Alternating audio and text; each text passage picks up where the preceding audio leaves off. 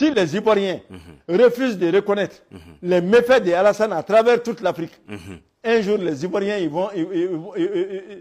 la Côte d'Ivoire va être détruite. De même que Bénin, seul le Togo commence à réfléchir. Oui. Le Togo commence à réfléchir. Il y a beaucoup d'autres États qui ont commencé à réfléchir, qui ont commencé à chercher à savoir ce qu'ils veulent faire. Le Sénégal, les dirigeants actuels du Sénégal étaient sur la bonne voie. Mais dès qu'ils ont eu le pouvoir, ils ont changé. On ne sait même pas pourquoi. Mais pourquoi? Moi, je sais pourquoi. Le président actuel, Diomaye Faye, sa femme, est la petite sœur de la femme de Macky Sall. Hein? Même mère, même père. Il va lui faire du mal comment?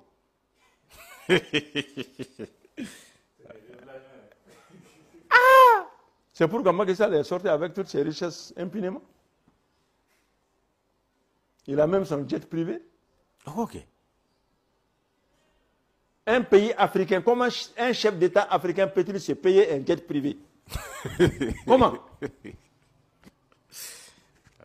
Comment Non, mais les Africains. C'est-à-dire que. Et puis.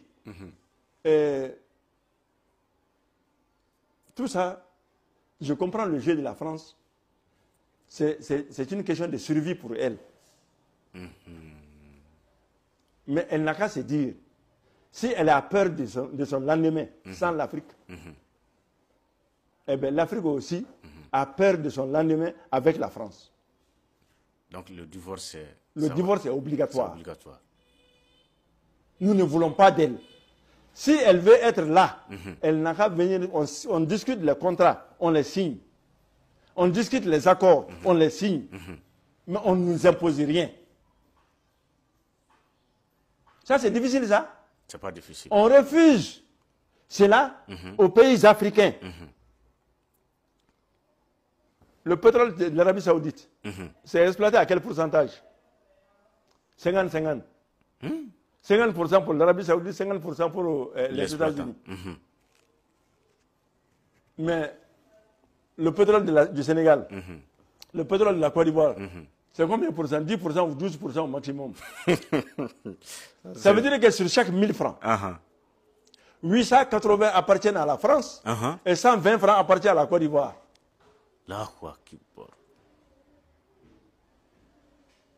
Mais même si on est plus noir que le charbon, est-ce qu'on doit accepter des choses comme ça?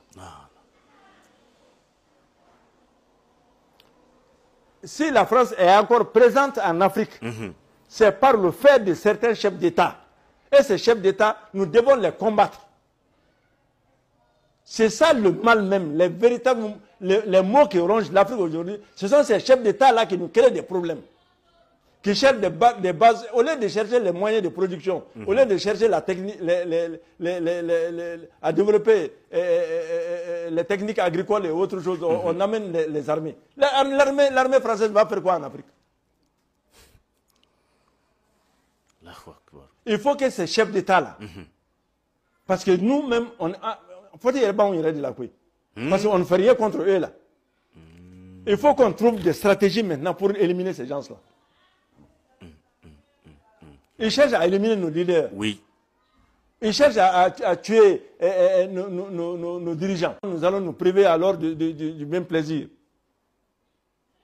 Nous nous ferons un plaisir de trouver les voies et moyens pour éliminer et Alassane et Talon s'ils ne changent pas. S'ils ne changent pas, Inch'Allah, on trouvera les moyens. Inch'Allah. Ça c'est quoi? Et l'Algérie, le Mali a tout fait pour ce pays-là.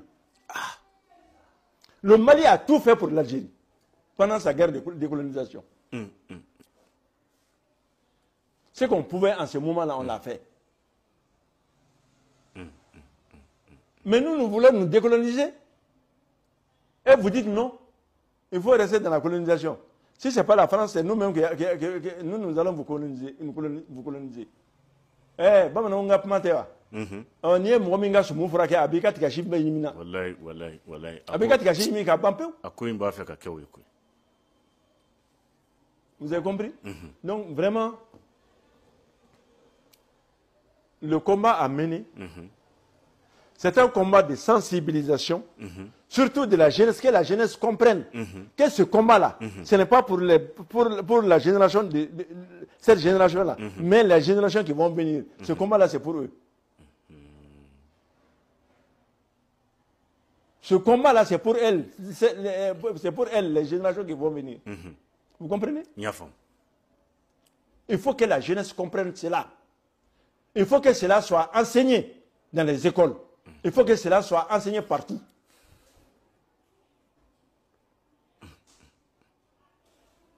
Les cadres politiques qui ne veulent pas changer aussi.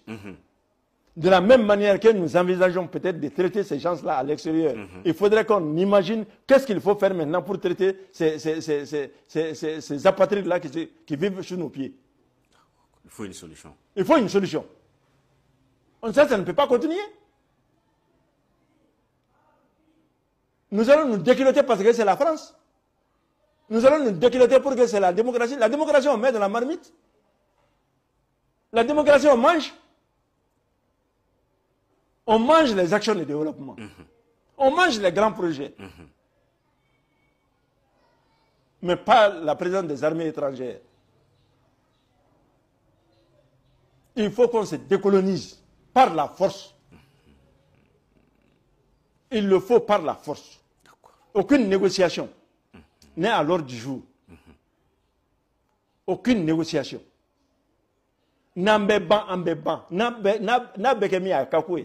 En tout cas, nous serons décolonisés.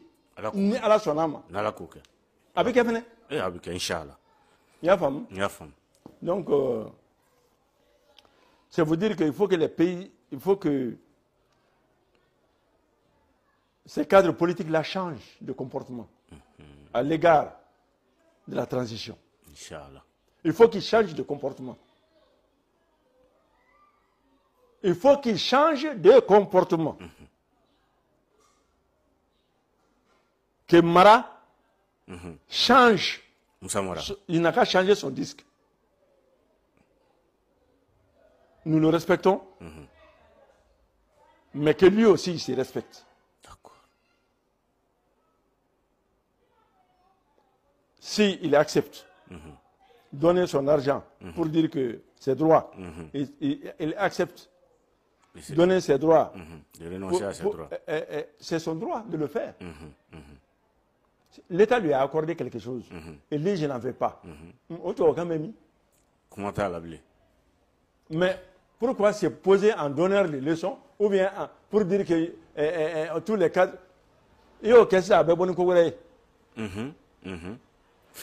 C'était un monsieur que je respectais beaucoup.